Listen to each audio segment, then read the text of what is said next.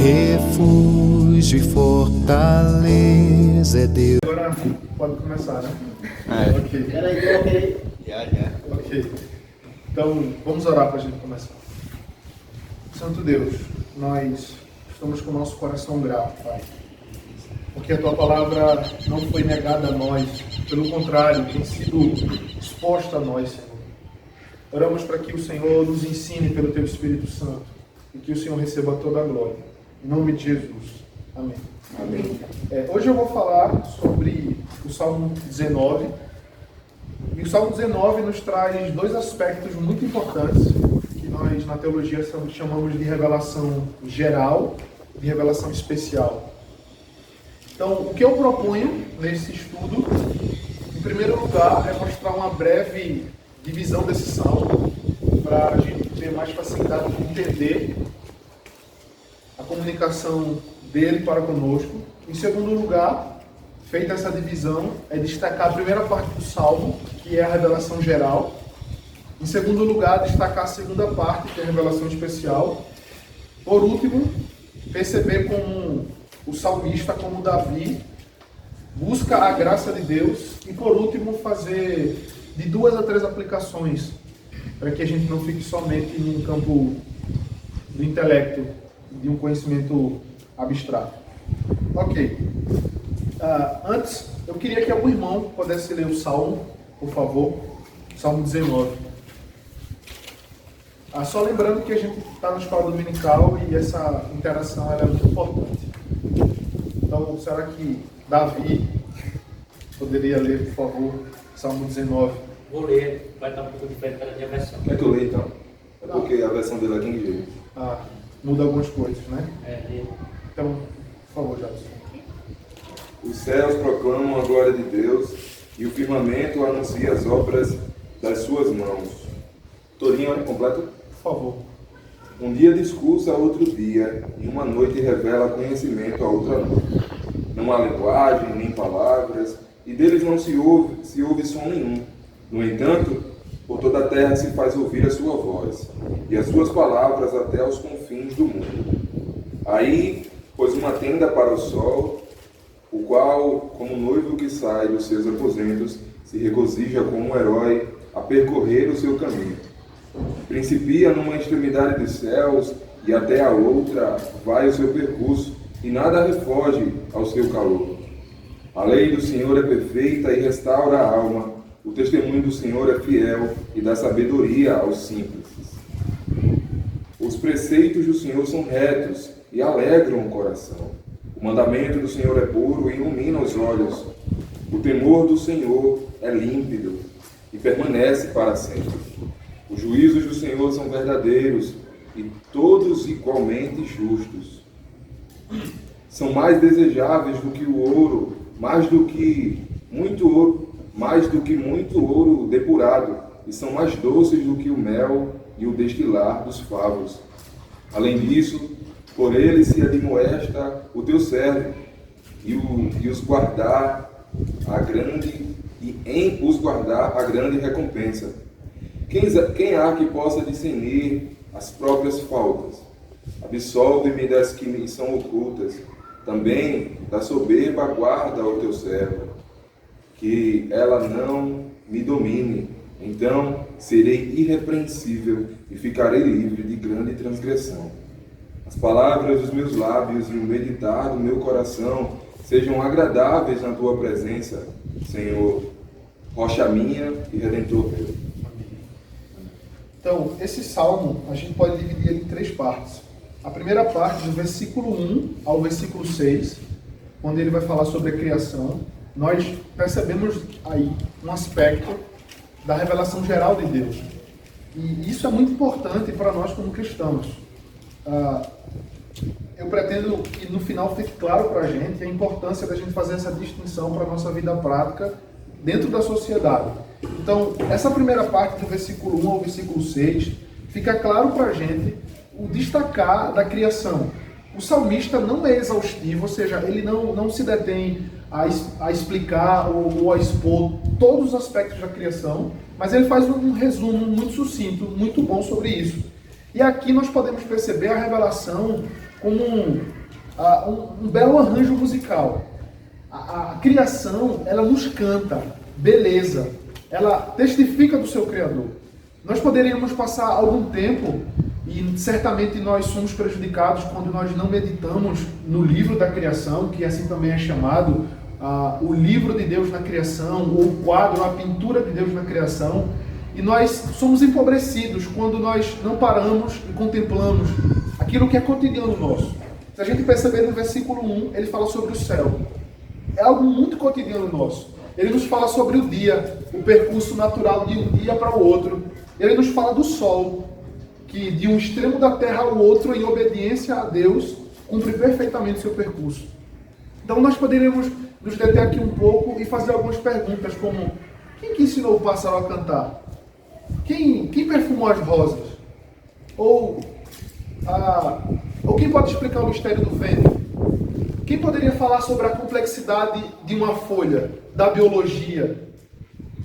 E a gente percebe hoje que os homens caídos, eles fazem ciência a parte da revelação especial de Deus, que nós iremos ver na segunda parte do Salmo. E os homens, eles se arriscam em falar sobre ciência, sobre medicina, sobre matemática, química e tantas outras áreas do conhecimento, de ciências humanas, sem se deter ao seu Criador. E isso é muito importante, porque muitas vezes nós, como cristãos, fazemos aquela famosa dicotomia. Nós estamos completamente fragmentados, nós estamos completamente alheios à realidade de que a criação material foi feita por Deus, perfeitamente feita por Deus. E deixamos de desfrutar dessas coisas, de desbravar essas coisas, por um pensamento errado de que a matéria é má, por muitas vezes ainda por influência do gnosticismo ou por influência de qualquer outra filosofia pagã que sutilmente está dentro de nossa visão e acabamos sendo incoerentes. Professamos ter uma cosmovisão bíblica, cristã, criacionista, mas as nossas relações, mas a nossa perspectiva e interpretação do mundo, muitas vezes, ela é ateísta, ela é gnóstica, e eu posso definir com tantos outros ismos a respeito disso. Pois bem, um aspecto muito importante ainda da criação é perceber que a todo instante a criação nos fala algo. Mas por conta da queda, nós não conseguimos ouvir claramente, como o versículo 3 coloca, essa voz silenciosa a respeito de quem a criação nos fala. O canto do pássaro, ele certamente deveria nos levar a uma adoração devotada ao seu Criador. O brilho do sol, que encandeia os nossos olhos, certamente deveria nos levar à devoção profunda ao nosso Criador. O versículo 1 diz que os céus proclamam a glória de Deus. Os céus, em sua devastidão, não infinito, porque só quem é infinito é Deus. O universo não é infinito, como se diz que é, pois infinito só há um. Mas ainda assim, essa beleza nos comunica uma grandeza maior daquele que a fez. E a todo instante a criação está pregando. A todo instante a criação cumpre o mandado de ir e pregar muito mais do que nós. E ela é fiel e constante e incansável, tanto quanto os serafins diante do Senhor, que repetem santo, santo, santo. A criação a todo instante está pregando a nós. A reprodução natural, tudo está pregando a nós. E o que eu acho impressionante é que, por conta da queda, nós não conseguimos perceber isso. O versículo 3 diz: não há linguagem nem há palavras, e dele não se ouve nenhum som. No entanto, por toda a terra se faz ouvir a sua voz. De forma muito poética, ainda que a criação não nos pregue na linguagem da fé, ou seja, a fé vem pelo ouvir da palavra de Cristo, ainda que não seja audível, a criação prega aos nossos sentidos, aos olhos. A criação prega a nossa consciência, como que por linguagem de sinais, ela nos prega constantemente. Mas só que nós não conseguimos ouvir ou interpretar, porque o nosso coração está turvo. A nossa consciência está cauterizada por conta da queda. Então, os homens vão, fazem ciência, interpretam a realidade, dão glória a si mesmos, dão glória a outras coisas, como nos vai dizer Romanos, que a gente vai ler esse texto, e fica por isso mesmo. Então, irmãos, observem. Os homens são indesculpáveis por isso. A todo instante, e eu quero ser propositalmente repetitivo nisso, porque a minha ideia ao estudar esse salmo, ao perceber esse salmo, e na oportunidade que nós tivemos de estar em Recife no contexto de mata, e eu pude ali perceber como que a criação, ela é exagerada a falar sobre o seu Criador. Ela a todo instante nos ensina quantas lições preciosas nós podemos tirar do plantio, de plantar e colher, de observar os pássaros. Veja, se nós consultássemos muito mais os pássaros em momento de ansiedade do que os psicólogos, nós teríamos muito resultado, irmãos. De contemplar como os pássaros voam e se alimentam, ainda que eles não trabalhem ou ainda que eles não armazenem isso.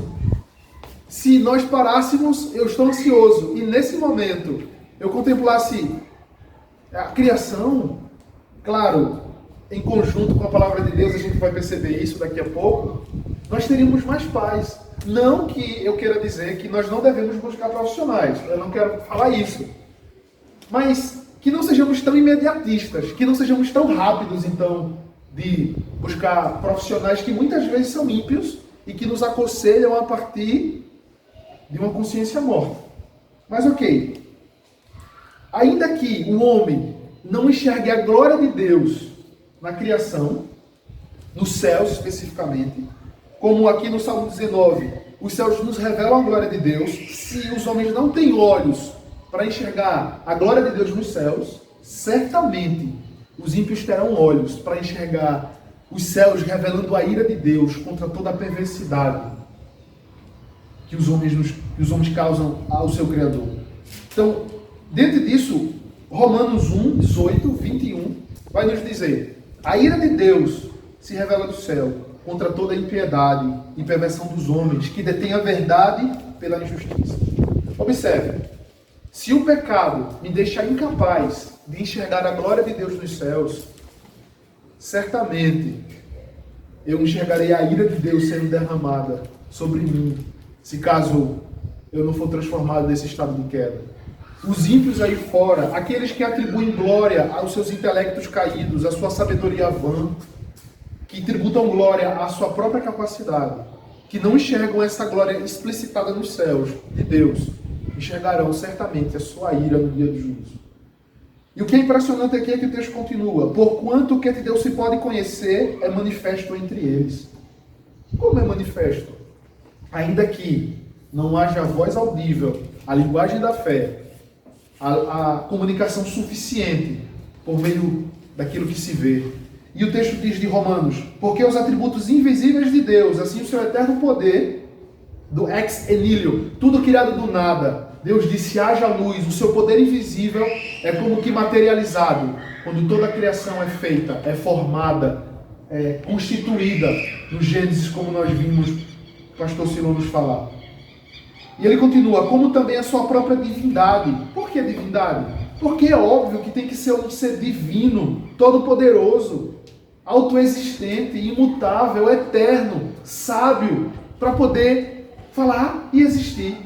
Tudo o que nós vemos hoje é derivado de algo.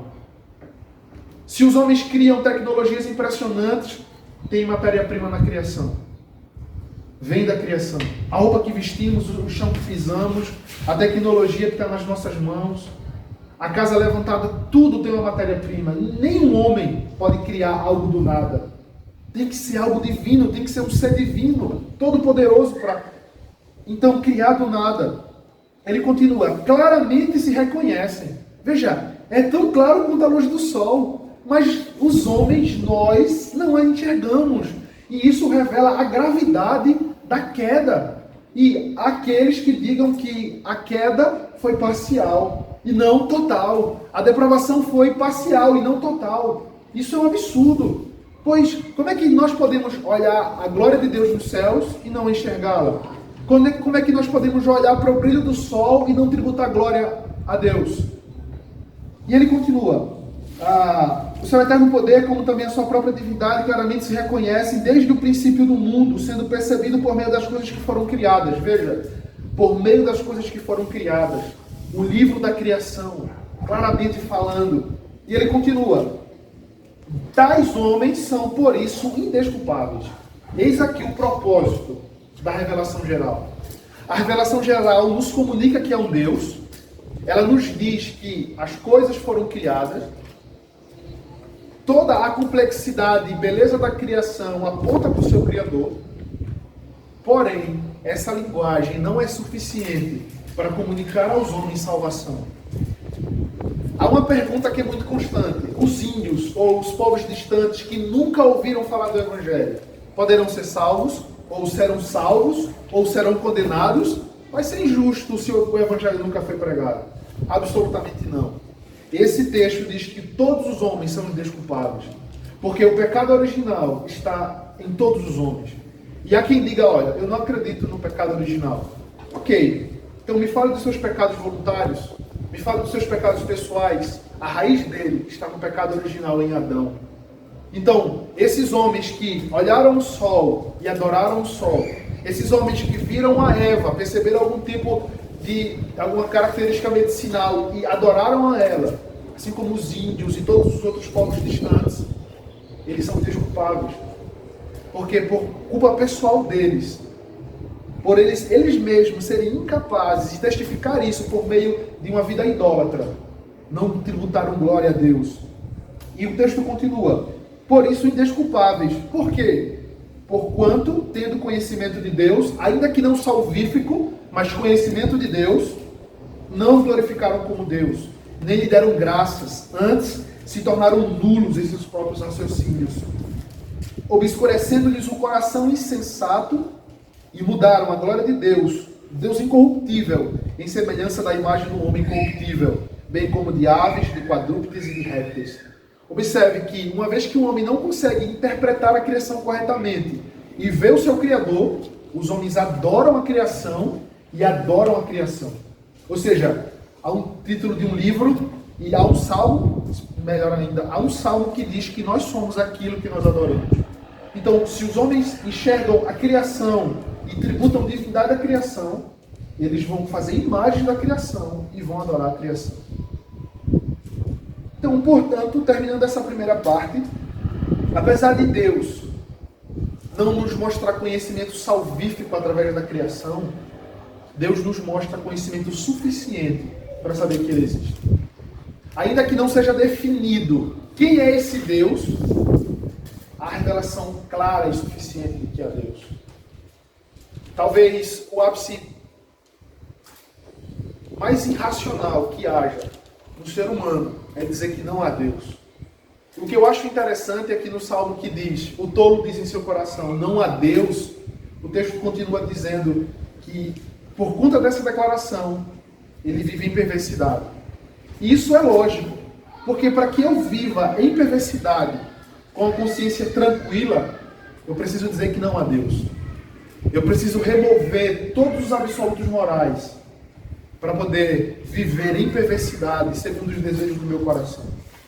E antes de passar para a segunda parte, eu acho muito importante ainda dizer que Deus não só se expressou na criação externa, mas na criação que somos nós, ou seja, a excelência de sua criação, a coroa de sua criação, Deus nos deu algo chamado consciência. E dentro desse algo chamado consciência, que é muito difícil definir o que é, Deus nos comunica um senso de moralidade, do que é certo e do que é errado. E isso para mim é fantástico. Isso para mim me motiva a fazer missões. Isso me motiva a evangelizar.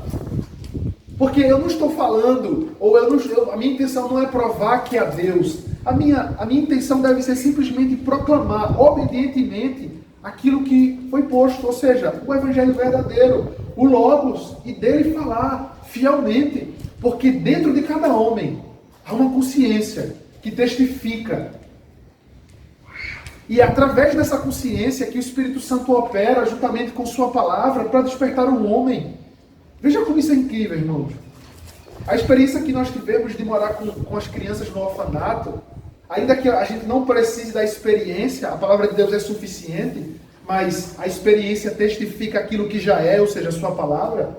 Ficou óbvio e claro que as criancinhas, aquelas que os psicólogos dizem que são muitas vezes irracionais, que fazem coisas pelo seu inconsciente, elas sabiam que estavam fazendo coisas erradas, ainda que não tivessem clareza total do que estavam fazendo, algo dentro delas dizia que elas estavam erradas.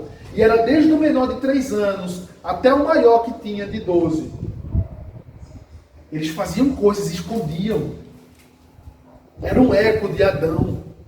Pecou e se escondeu, eles pecavam e se escondiam, era impressionante. Nós da casa tínhamos um armário, não tinha nada demais naquele armário, mas era o armário como se fosse a árvore do Éden.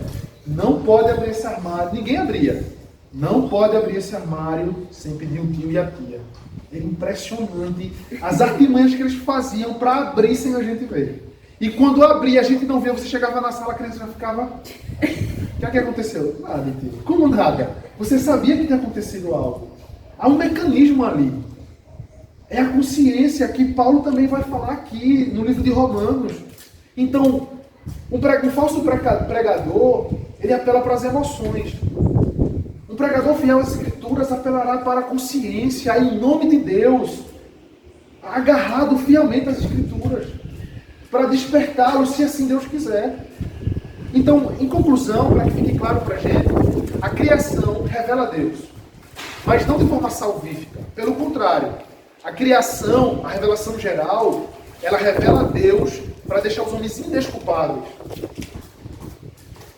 Passando agora para a segunda parte do Salmo, versículo 7 ao versículo, a gente pode dizer até o 12, o texto diz: perceba o contraste. A lei do Senhor é perfeita e restaura a alma. O testemunho do Senhor é fiel e dá sabedoria aos simples. Os preceitos do Senhor são retos e alegram o coração. O mandamento do Senhor é puro e ilumina os olhos. O temor do Senhor é límpido e permanece para sempre. Os juízos do Senhor são verdadeiros e todos igualmente justos. São mais desejáveis do que o ouro e mais do que muito ouro depurado. São mais doces do que o mel e destilado dos favos. Além disso, por eles se admoesta o teu servo em os guardar a grande recompensa. Quem há que possa discernir as próprias faltas? Absolve-me das que são ocultas. Aqui, nessa segunda parte do Salmo, onde a revelação especial de Deus é claramente mostrada pelo salmista, e ele faz esse contraste. Na primeira parte do Salmo, ele percebe a glória de Deus na criação, os céus, o percorrer do sol. E é interessante falar que havia povos ao redor de Israel que adoravam o sol. E aqui o salmista descreve ele como uma criação de Deus, como aquele que foi criado. Então, isso é impressionante, que há uma intencionalidade do salmista em contrapor a idolatria dos povos pagãos. Mas ok, agora aqui na lei do Senhor, o que me deixa fascinado é que ele começa a destacar inúmeras características ou qualidades ou adjetivos da palavra de Deus.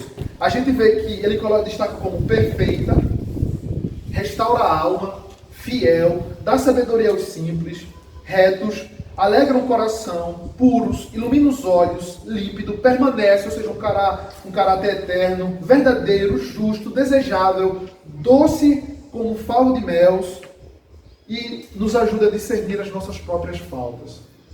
Agora, se a gente observar aqui, a gente vai ver que a lei do Senhor nos dá tudo aquilo que o homem moderno desesperadamente busca. Veja, a lei do Senhor é perfeita e restaura a alma. Não importa se temos muito dinheiro, não importa se nós temos posses, não importa o que a gente tem. Se a gente não tem uma alma plena, feliz, né, como o mundo vai definir feliz, abundante, ou tantas outras coisas que os coaches nos trazem, o que é que pode fazer isso? Uma Lamborghini pode restaurar a alma. Muito dinheiro na conta pode restaurar a alma. Veja, é óbvio que dinheiro pode fazer muita coisa. Esse trabalho precisa de recursos financeiros. Mas são limitados ao material. Mas a lei do Senhor faz aquilo em que desesperadamente muitos drogados buscam. Uma alegria que não seja abstrata. Uma alegria pessoal, uma realização pessoal, porque o homem tem essa necessidade. E isso é a denúncia da ausência de Deus. Então, a lei do Senhor restaura a alma. Então, eu tenho estudado um pouco sobre aconselhamento bíblico, que se contrapõe fortemente contra a ideia da psicologia moderna. Então, muitas vezes, quando se vai fazer um aconselhamento com a psicologia, o que se vai dizer? Olha, você tem que fazer aquilo que lhe faz bem. Você tem que fazer aquilo que alegra o seu coração. Mas o que é que alegra o meu coração? Uma vez que eu tenho um coração perverso. A lei do Senhor vai restaurar a minha alma dentro dos termos do Senhor, dentro dos seus decretos. E o que eu acho interessante, e essa percepção é de Charles Spurgeon, é interessante que ele fala que a lei do Senhor é perfeita. O salmista diz isso. Mas só que aqui o salmista não tinha a Bíblia completa. Ele tinha fragmentos dela. O Pentateuco, talvez aqui, os Salmos aqui estavam sendo escrito, talvez o livro de Jó, que foi um dos primeiros. Enfim, ele tinha fragmentos. Ele não tinha a revelação plena, completa ainda do Cristo, do Messias prometido desde os Gênesis. E daí, Spurgeon diz, se alguém me questionar, bem, como é que ele pode chamar de perfeita as Escrituras nesse tempo se ela não estava completa?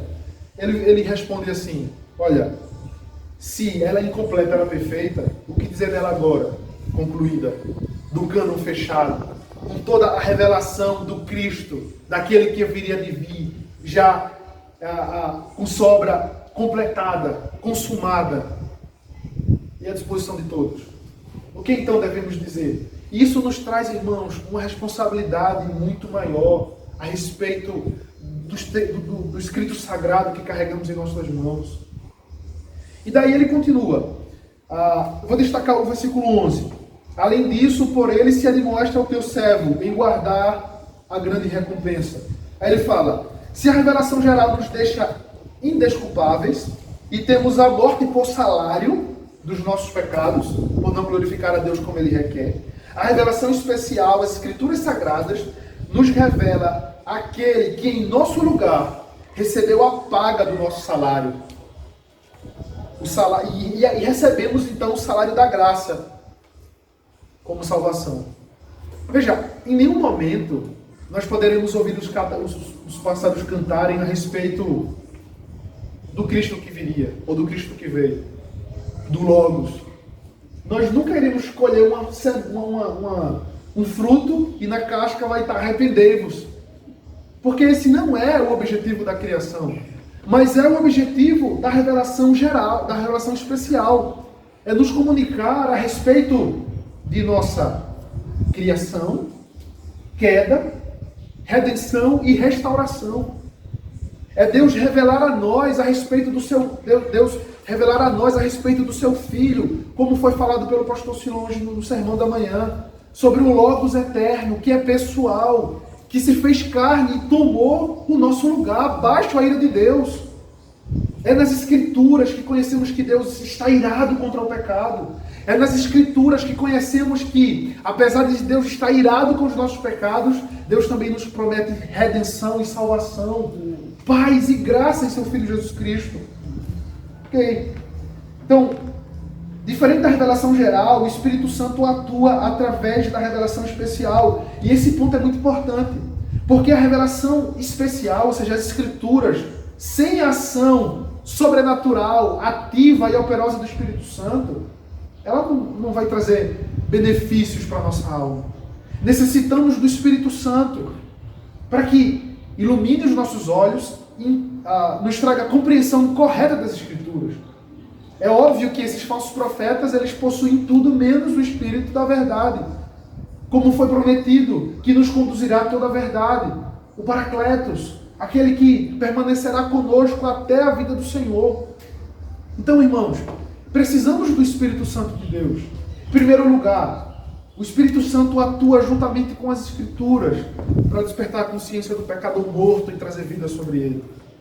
Se eu tento pregar o Evangelho confiando em minha capacidade de eloquência, no meu intelecto, em minha capacidade de articulação, eu não farei nada. Mas, se em humildade e humilhação eu confio no Santo Espírito de Deus para que, segundo a vontade de Deus, Ele se agrade de usar as Escrituras Sagradas, esse único meio que Deus estabeleceu para salvar pecadores, certamente acontecerá. A própria palavra de Deus fala a respeito dela que é como um martelo que esmiuça a penha, ou seja, a pedra. As Escrituras, a suficiente Escritura é que pode nos proporcionar isso. E aqui eu queria abrir um parêntese para trazer uma advertência a todos nós. Nesses últimos dias nós temos percebido um reavivamento da fé romana, da fé católica romana. E isso tem sido muito evidente. E se nós permanecermos passivos, tanto quanto a defesa da nossa fé, quanto a contrapor a isso, talvez não haverá mais tempo. E quando percebermos, nós já somos católicos. E nós temos gastado tanto tempo com o neopentecostalismo, com o pentecostalismo, e com todas essas heresias que adveio da reforma de alguma forma, infelizmente. Se nós não estivermos atentos, nós também iremos sucumbir a isso. A igreja romana vem dizendo, olha, as Escrituras, ela não é suficiente. Ela precisa ser interpretada pelo magistrado. E tem também a tradição oral, que nós precisamos ouvir o que foi dito pelos pais da igreja. Certamente a história é importante, mas a história é escrava às Escrituras Sagradas. E eu não interpreto as Escrituras Sagradas a partir da história, mas eu interpreto a história a partir das Escrituras Sagradas. E nós percebemos pelas mídias sociais, através da ideia do conservadorismo, nós temos visto o catolicismo avançar. As Escrituras, irmãos, ela é suficiente. Se as Escrituras não for suficiente, o Papa será. Se as Escrituras não for suficiente, a nossa razão, dentro de uma ideia iluminista, de que o intelecto está acima de todas as coisas, será. Essa é a grande questão. Se Deus não for o seu Deus, outro será um ídolo. Nós não podemos servir a dois senhores. Então, falando ainda especificamente sobre a revelação especial, que nos traz esse conhecimento salvífico, especialmente de quem Deus é e de quem nós somos, queria destacar que a lei do Senhor, ela revela o Senhor da lei. Os 10 mandamentos, claramente, nada mais são do que a expressão de quem Deus é em seu caráter santo, justo e imutável. Pois o prefácio dos 10 mandamentos começa: eu sou o Senhor teu Deus, que te tirei da terra do Egito, da casa da servidão. Eu sou o Senhor. Ali está claro quem Deus é, o seu nome, ali, Yahvé, revela quem o Senhor é, absoluto, imutável, autoexistente, suficiente. E depois os mandamentos que estão estruturados em cima desse prefácio, em cima dessa introdução, diz: não terás outros deuses diante de mim, não tomarás o nome do Senhor teu Deus em vão. Então ali nós temos os 10 mandamentos, que essa lei moral revela que Deus é santo, revela que Deus é imutável dentro do seu prefácio. Eu sou o Senhor, essa declaração onipotente de Deus, a justiça de Deus, requerendo punição pelos pecados dos homens em quebrar e não observar a sua lei. Então, a revelação especial, as Escrituras, ela revela quem é o seu autor. E aqui nós conseguimos deixar muito claramente que Deus não é Maomé, que Deus não é Buda, ou Confúcio, ou seja lá quem for. Deus é Cristo Jesus, a expressão exata do seu ser, o Deus encarnado. E esse Deus não é apenas... esse Deus, diferente dos demais, é um Deus relacional, porque ele é triuno, ele é trino. É o único Deus subsistindo em 3 pessoas distintas: Deus Pai, Deus Filho, Deus Espírito Santo. A natureza, a criação não pode nos trazer essa informação. Ela é incapaz disso. Embora me deixe indesculpável e diga que é um Deus as Escrituras definem quem é esse Deus, de forma muito clara. E eu necessito do Espírito Santo, atuando conjuntamente com essa palavra em minha alma. Falando especificamente sobre outra característica da revelação especial, que é revelar quem nós somos, versículo 11 e 12. Além disso, por ele se admoesta o teu servo, em guardar a grande recompensa. Quem há que possa discernir as próprias faltas? Absolve-me das que me são ocultas. Aí alguns teólogos dizem que o Salmo 19 é um resumo do Salmo 119. Porque aqui ele nos fala da revelação geral e da revelação especial, e o Salmo 119, de forma exagerada e bela, nos fala sobre a excelência dessa revelação especial. Então, usando o Salmo 19, e ainda para falar como a lei do Senhor, como a sua palavra, ela revela quem nós somos. Salmo 119, versículo 155. Alguém poderia ler? Salmo 119, versículo 155. E outro poderia abrir em Salmo 119, versículo 71. A salvação está longe dos ímpios, pois não procuram os teus decretos. Nesse versículo, a gente percebe que tem os ímpios, aqueles que são avessos à vontade de Deus, à sua palavra, e eles não podem ter salvação, porque eles rejeitam os decretos do Senhor, ou seja, sua revelação especial. O outro salmo, o versículo 71. Salmo 119, versículo 71. Foi-me bom ter sido afligido para que eu pudesse aprender os teus estatutos.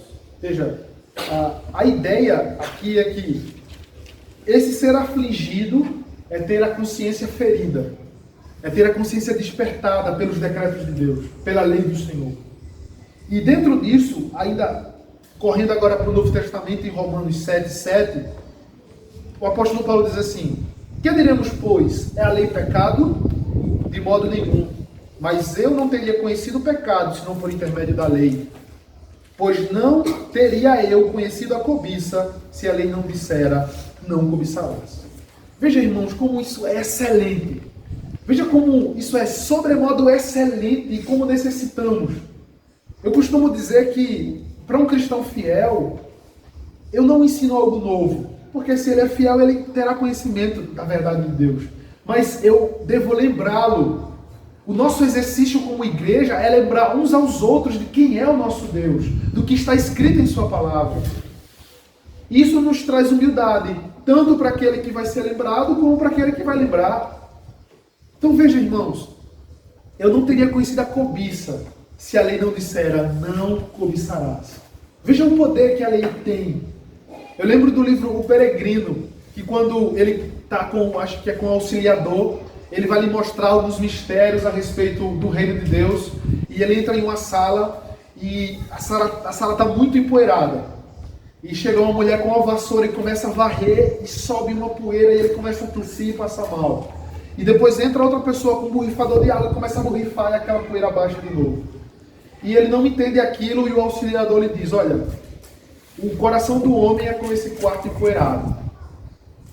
A lei é como uma vassoura, que tenta resolver aquilo, mas na verdade não resolve, expõe. E a graça é como esse borrifador de água, que faz isso ser apaziguado. Veja se não é isso, irmãos, o que a lei do Senhor nos faz. O que o seu evangelho escrito, preservado nos diz. Somos miseráveis pecadores. Somos os mais terríveis dos pecadores. E dentro dos nossos corações, as mais perversas serpentes. E a lei do Senhor explicita isso, revela isso e nos humilha. Porém, Deus, em sua misericórdia e bondade, vem em Cristo, através de sua graça abundante, e revela que nós podemos ter paz com Deus. Não por meio de minha justiça em obedecer àquela lei, mas por meio da fé, em virtude dos méritos da obediência do seu Filho, Jesus Cristo. Então, irmãos, acredito eu que tenha ficado claro que a revelação geral, ela nos revela Deus, mas não de uma forma salvadora, mas para a nossa condenação. Para a nossa condenação por causa da queda, Porque certamente, se não fosse a queda, olharíamos para os céus e enxergaríamos a glória de Deus. Se não fosse a queda, certamente nós olharíamos para a beleza da criação, para a vastidão do mar, e rapidamente nos voltaríamos a Deus e o adorávamos.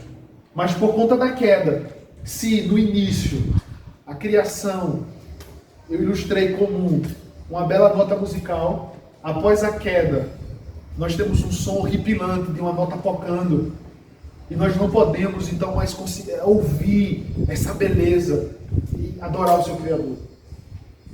Porém, a revelação especial, ela nos vem como aquela que revela quem Deus é, define quem Deus é, em seu caráter trino, em sua encarnação perfeita, para substituir os pecadores. Revela quem nós somos, miseráveis, imundos. Por fim, eu queria fazer 3 aplicações diante disso. O conhecimento da revelação geral ou natural, sem a revelação especial de Deus nas Escrituras, nos levará a filosofias vãs. Se eu tenho só a revelação geral e não me aproprio e não conheço a revelação especial, eu caio em filosofias vãs. Eu sou um homem, eu sou uma caricatura, distorcido da realidade. Veja, o deísmo ensina que foi um Deus que criou todas as coisas, mas esse Deus não se relaciona com essa criação. Veja, olha o que a revelação geral somente pode me trazer, sem as Escrituras. Que Deus criou todas as coisas. Eles não definem que Deus é esse, eles não definem. E ainda eles dizem que Deus não se relaciona, Deus não intervém na história. Deus está à parte, Deus criou o mundo e diz, é por tua conta. Uma segunda visão errada é o panteísmo. Há uma confusão. Deus é todas as coisas. Deus é o peixe, Deus é a árvore, Deus é a folha, Deus sou eu mesmo, Deus é tudo. Veja, irmãos, isso é muito sério. Quando eu tenho revelação geral, sem as Escrituras, olha o abismo que eu caio. Esses aqui são os porões do coração humano. O ateísmo. Não existe Deus. Tudo foi criado do nada, aleatoriamente, por uma força impessoal, por uma explosão do Big Bang. Boom! E tem uma ilustração que é até engraçada, que eu acho interessante. Que um aluno estava na aula e o professor começou a falar sobre o evolucionismo, que Deus não criou nada, o criacionismo é uma falácia, mas a verdade é o evolucionismo. Aí o aluno se levanta e diz, professor, eu estou prestes a acreditar no Senhor, se a gente passar por uma experiência. E ele, qual a experiência? Amanhã eu vou trazer farinha, ovos e manteiga e uma bomba. E vou botar dentro de um balde e vou explodir. Se o bolo estiver pronto, eu acredito no que o Senhor está dizendo. Então é mais ou menos isso. Como uma explosão aleatória vai nos trazer perfeição, como nós vemos na criação. Irmãos, se a gente parasse para estudar anatomia, tem o nosso irmão que está muito próximo ao nosso irmão Arthur, que está fazendo medicina, e tem hora que ele para sentar comigo e diz, meu irmão, fala aí um pouco sobre anatomia, que eu acho incrível. E uma coisa que ele me falou é que, por exemplo, todos os ossos da nossa cabeça são ocos. Porque se assim não fosse, nós não teríamos força de... Ia ficar todo mundo andando assim, por causa do peso da cabeça. Então todos os ossos são ocos, para que pudesse ser preenchido por músculos, nervos e as outras coisas lá. Isso é impressionante. Quem pensou nisso, irmãos? E, por exemplo, o pássaro, todos os ossos do pássaro também são ocos, para que ele possa alçar voo. Irmãos, esses detalhes da criação, que são inúmeros, a minha ignorância limita mais informação para vocês. Mas quem foi que pensou nisso? Sabe o que é interessante? É que tudo que está aqui foi pensado e projetado. Então, há algumas linhas apologéticas que usam essa ideia para poder afirmar que Deus existe. Por meio de um planejamento, né? Por meio de eles chamam do arquiteto do universo. Ok. Outro ponto que a revelação geral, sem a revelação especial, pode nos trazer, que está muito atrelado ao ateísmo, é o materialismo. Eu estou fascinado na criação. Eu não quero que o mundo acabe. Eu não quero morrer porque eu preciso ganhar mais. Eu preciso produzir mais. É tudo aqui e agora. E é muito parecido com o marxismo, com o comunismo. Eu quero o céu na terra. Eu quero que tudo seja perfeito aqui. E as minhas forças estão voltadas para isso. E eu trabalho, e a minha família vem depois. Os meus filhos, eu só quero o resultado. Eu idolatro o material. Por último, o gnosticismo é o avesso disso. A matéria é má. Cristo não veio em carne, ele veio em espírito. O apóstolo João vai combater essa heresia, tanto no Evangelho como nas cartas. Ele veio em carne sim. A matéria não é má. Então eu esqueço tudo que está ao meu redor e vivo uma vida aleatória, hippie, paz e amor. Eu quero só satisfazer os meus desejos. Eu só quero satisfazer os desejos sexuais, as impulsões loucas do meu coração. Então veja, irmãos, quando eu tenho a revelação geral, sem a revelação especial, sem esse crivo moral absoluto. Então, como é que nós devemos enxergar e interpretar a nossa realidade? Então, nós devemos interpretar todas as coisas a partir de uma ideia encarnacional. A encarnação de Cristo. Deus se relacionando com a sua criação. Não um Deus aleatório, sem definição, que criou as coisas e ficou à parte observando de longe. Não. Um Deus pessoal, definido, triuno, imutável, autoexistente, eterno, sapientíssimo, que criou e decretou todas as coisas segundo o conselho da sua vontade. E o que está estritamente ligado à revelação geral é a providência.